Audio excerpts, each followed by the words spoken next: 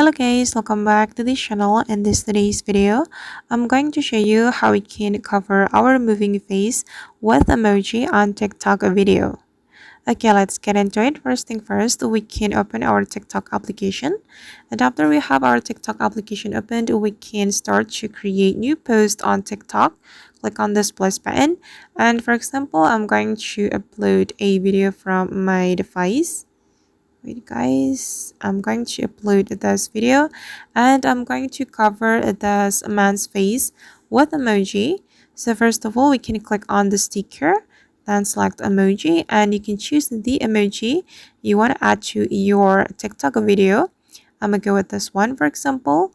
Then we can click on the emoji, select pin, and we're going to adjust the position.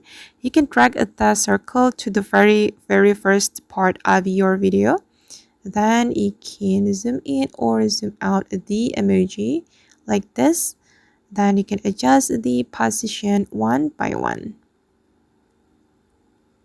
Okay, like this guys. You can adjust it one by one until the rest of your video. Okay, it's almost done. Alright, once you're done, you can click on this pin option and this is the result guys. As you can see that the emoji can follow the moving face. Then we just need to click on next to share this video to our TikTok.